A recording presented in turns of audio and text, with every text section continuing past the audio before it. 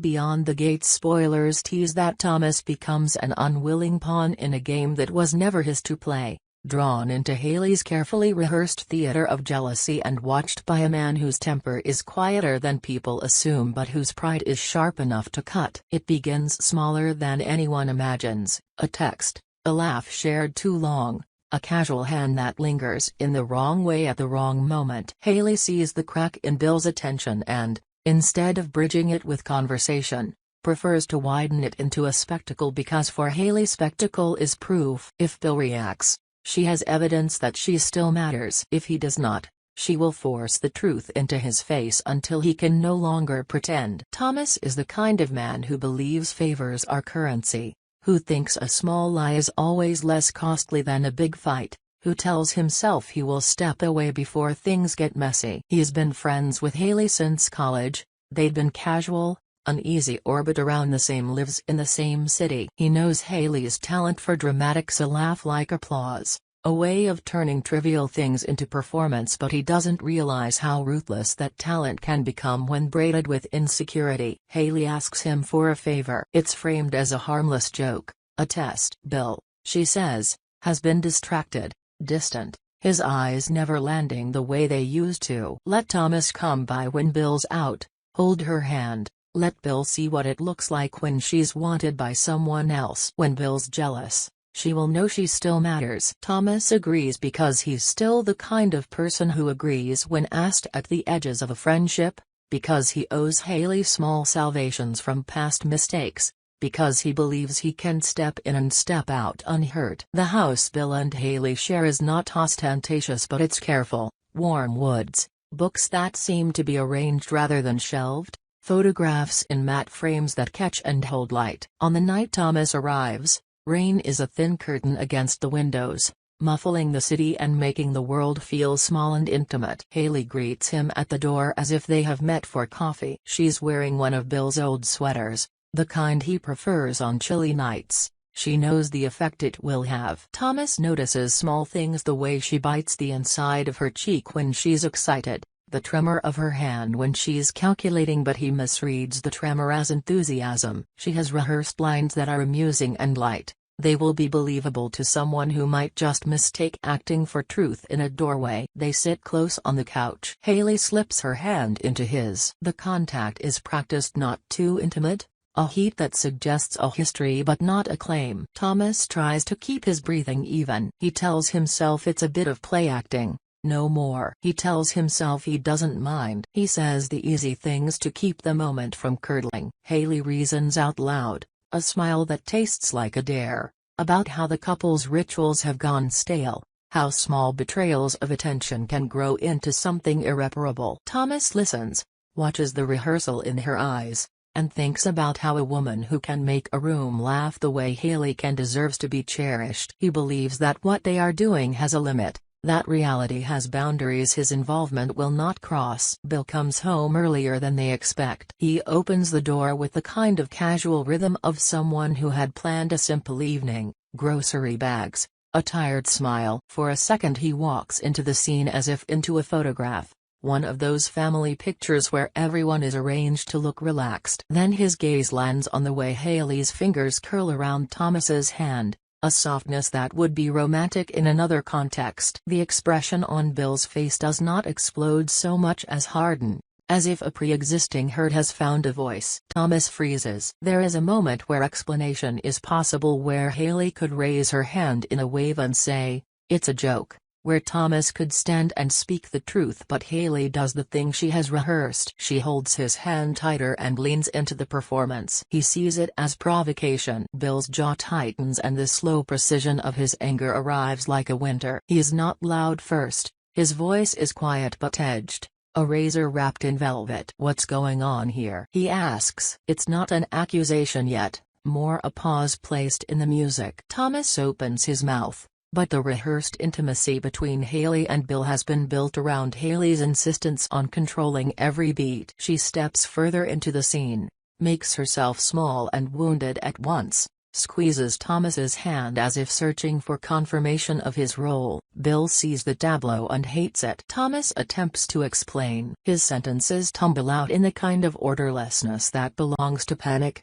She asked me to, it's nothing. But his words land like pebbles in a deep well. Bill hears them, but the sound doesn't alter the shape of what he already thinks. Hayley continues the performance, adding tears that are real and practiced anger that is purely theatrical, and Bill's anger, which might have remained a private contraction, finds purchase in the drama. He tells Thomas to leave. It's not a shouted eviction, it's a sentence delivered as if fact. Thomas stands under the weight of eyes that are not his allies and leaves, the small ritual of humiliation ready-made in his mind, the wrongness of being ejected without a chance to explain, the abrasive publicness of being used as a prop. On the pavement outside the house, rain strikes his jacket in impatient rhythm. He thinks of all the ways that a small lie can become an accusation, how a favor asked lightly can become a narrative in which he is the only actor who will take the blame. He wants to call Hayley, to say, "You left me there," but the phone in his pocket feels like the last fragile thing he could throw away. The truth is that he'd suspected this might happen, had weighed the odds and told himself he would be cleverer than the script required. Yet here he is, the wrong man in the wrong scene, with no voice that holds. Inside, Hayley watches Bill for validation. Inwardly she is exultant. The plan worked. His eyes flickered along lines she had traced. She treasures the small, delicious bruise of jealousy because for her jealousy is proof of attachment. But the moment that should have been triumph curdles. When Thomas is gone and the street lights blur with rain, Bill speaks not with fury but with an economy of words that is worse. He does not humiliate Hayley. He does not take the performance and turn it back into an argument. He simply asks her to stop behaving this way, calls it a childish joke that risks deeper damage. His mild admonishment lands like a salt flake on Hayley's tongue. She expected the theatrics, the shout, maybe a grand accusation. Instead, the man who returned from the grocery bags is not undone. He is steady. He is disappointed, and Hayley misreads disappointment as a challenge she can best. Her disappointment is not the kind of sorrow that stays and folds inwards. It is an emboldening disappointment. If Bill refuses to take the bait of spectacle, then she must create a bigger stage, a spectacle that cannot be ignored. That night, she sits with the taste of failure and decides not rashly, but with the slow arithmetic of someone who plans that she will escalate. Not by making herself more visible to Bill, she thinks, but by making the world see what she is to Bill or what she thinks she should be. The thought blooms into a plan that smells of risk. It will be artful, she tells herself. It will be proof. There are consequences to dinner table theatrics beyond the immediate humiliation. Thomas walks home with the fluorescent sting of the city painting his skin and the image of Hayley holding his hand burned into his memory. He has never wanted to be the embalmed casualty of someone else's insecurity. There is a private part of him that treasures discretion,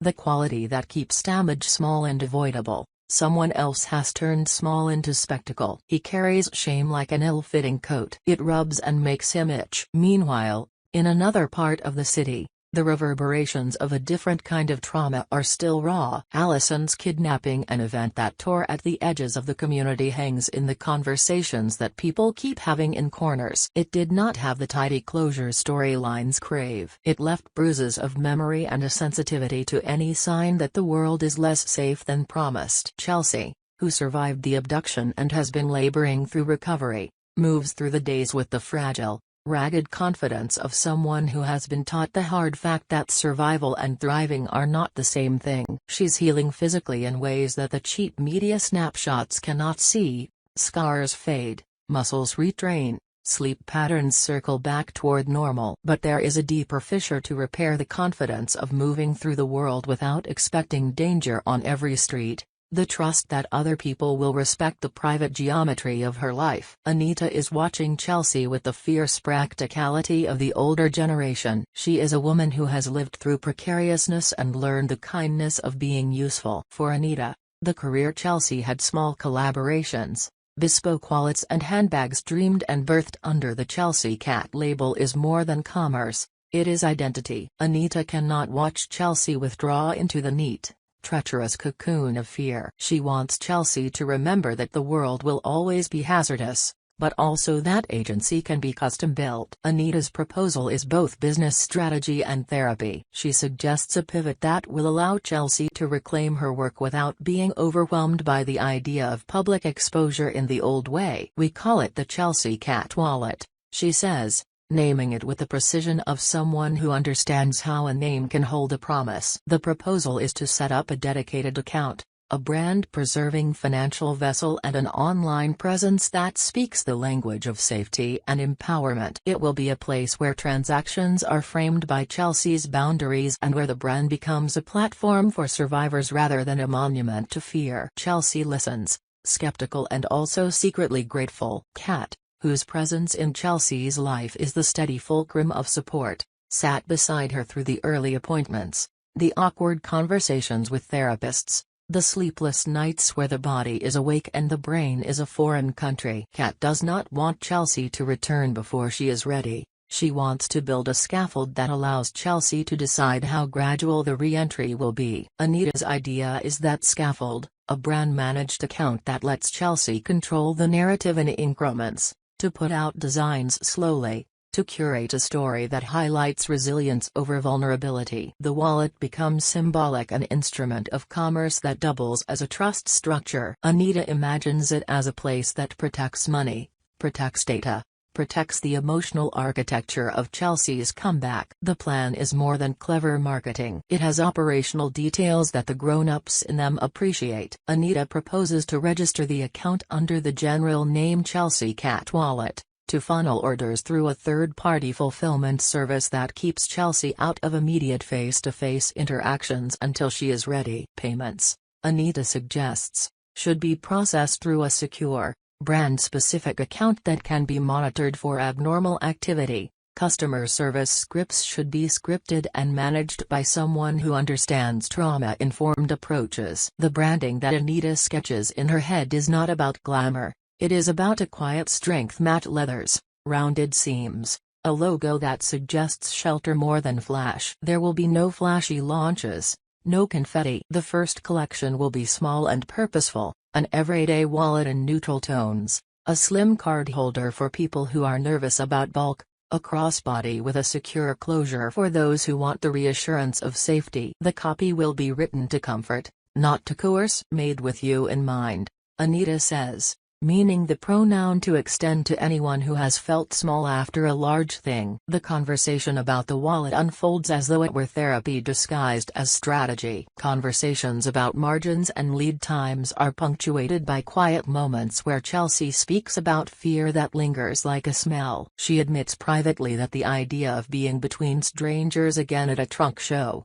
or even a small boutique pop-up, makes her stomach bow in on itself. The wallet is not only a product but a plan to scale exposure in a way that is comprehensible and survivable. Kat hears the plan and hears the subtext: if Chelsea goes back to making things, she will reshape how the world interacts with her art. It will be an answer to the kidnapping that does not require forgiving the wrongness of what happened. It will instead be a reclamation. Back with Hayley and Bill, the fabric of trust changes in small, recognizable ways. Bill is not the kind to make a spectacle, but he notices patterns with a patience that is dangerous. He feels like someone with a shallow, steady bruise. It is not the drama that bothers him but the calculatedness. He begins to watch Hayley the way one watches for rain after a window has leaked, not with alarm so much as with the practice of avoidance. He begins to ask questions of the margins. Who is Tomas? Why did she ask him here? Why does she seem to need proof that she is loved? Hayley answers with flares of indignation and flares of contrition,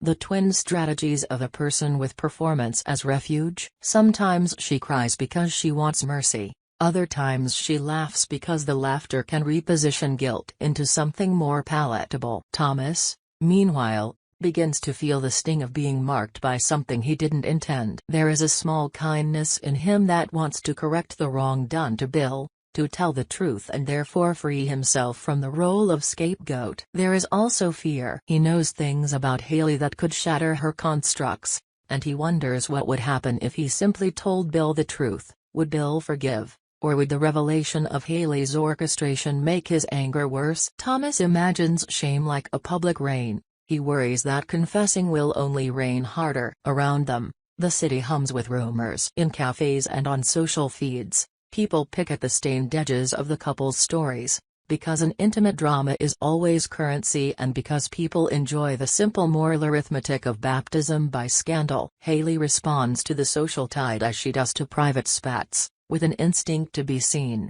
to perform. The more the public looks, the more she sculpts the narrative to her favor. She posts pictures of them together, arm in arm, captions that people read as declarations instead of as the precise bandage of performance. When people like and comment, she tallies it like proof. For Hayley, affection is scored in likes. For Bill, it is quieter, measured in shared grocery runs and in the small discipline of listening. The gap between their metrics grows. Anita's plan for Chelsea begins to take a concrete shape. She calls in favors at a local web shop that can set up a soft launch shop. She speaks to a friend who knows influence marketing and asks for a slow burn rollout. A few trusted micro-influencers who will not seek to sensationalize Chelsea's past but who can talk about craft and resilience. Kat and Chelsea spent late nights refining the designs, talking through materials and stitches with a new emphasis on durability because, they say, survival should look like something you can put in your pocket. Chelsea starts to sketch again with the odd delicacy of a person who has learned to value margin and detail. Her hands move with the memory of working for joy rather than spectacle. The resulting wallets are quieter and more refined than her earlier work, as if trauma had taught her what to strip away. The threads of these stories, a prank gone wrong, a business reborn from the ashes of trauma, win toward each other in ways that feel inevitable and dangerous. Each character makes choices that are not only about themselves but about how the others will respond. Hayley, bolstered by the taste of jealousy, plots to present an image that will demand response. Tomas, humiliated, considers whether silence is a kindness or cowardice. Bill watches and waits in that particular, passive way that often becomes accusation. Chelsea and Kat prepare a product that is both literal and symbolic: financial safety for a brand, a fashion item that asserts boundaries. Tomas does not yet know how the rest of his life might tilt because of that one scene. He also does not yet know that he will be offered a role he didn't seek, an accidental witness to more than just Hayley's acts of theater but possibly to an escalation he will not be able to ignore. For the moment, he feels only the small, stinging humiliation of being cast out without a voice. He thinks about telling Bill the truth, feels the fear of being not believed, and then imagines the further harm that truth might do. He walks the city seeking the neutral sound of people moved by their own lives. He imagines confessing in a coffee shop, seeing the way Bill's face might crumple, or seeing him not react at all, and that thought is both the worst and the most plausible. Hayley's plan grows. Small acts seed larger ones. She starts to engineer accidental meetings between herself and Bill in public, little moments of staged intimacy meant to bait a reaction. She crafts photographs that suggest an external appetite for her. The escalation is not simply to make Bill jealous, it is to create a version of herself whose worth is validated externally. The more attention she receives, the less she has to measure the quiet, honest gestures of the man who believes in a convergent life rather than the performative. She misreads Bill's admonition as an obstacle to be outmaneuvered rather than a plea for calm. Her hunger for proof is both the engine of the story and its danger. Anita's plan moves forward in a way that feels less theatrical and more weathered with patience. Chelsea agrees to the soft launch with the caveat that she will not do interviews for a while. Kat manages the logistics. Anita sketches the scripts for social posts that speak of craft, privacy, and the quiet empowerment of owning your story. The idea is to be gentle with the audience as they reintroduce Chelsea to the world. They choose not to play to pity. Instead, they will speak to people who have been through rough things and want items that feel like armor: wallets with discreet pockets, bags with slings that are short and secure, designs that whisper instead of shout. It is an enterprise of dignity. At night, Bill sits on the edge of their bed and thinks about what has been sown in their home. He had expected argument, tangible fights where harsh words could be picked up and reconciled or thrown out. He did not expect the slow corrosion of trust that comes from repeated games. He looks at Hayley when she sleeps and registers the small movements of her face like a language he still wants to learn. The choice before him is not dramatic. There is no grand ultimatum yet. It is the small calculus of deciding whether to accept Hayley as someone who will always perform for validation or to insist she find another measure of self. He knows that insisting too hard will only push her to greater theater, but not insisting could hollow the place he keeps for himself. And so, as rain washes the city in indifferent strokes, lives shift in ways that feel both fated and fragile. You can see how an idea like jealousy, small, human, combustible, can spread outward, touching people who were never meant to be involved. You can see how a plan like Anita's, careful, methodical, soft-edged, can become a lifeline not only to a business but to a person's sense of competence. The scene in Bill and Hayley's house is, for the moment, unresolved. Emotions are arranged like lit candles. A breeze could extinguish them or turn them into a blaze. What happens next depends on small choices, an honest confession or another staged incident, a soft launch that remains intentional or a public reveal that demands drama. The players are in place, moving through their choices, and the city around them waits with a kind of indifferent attention.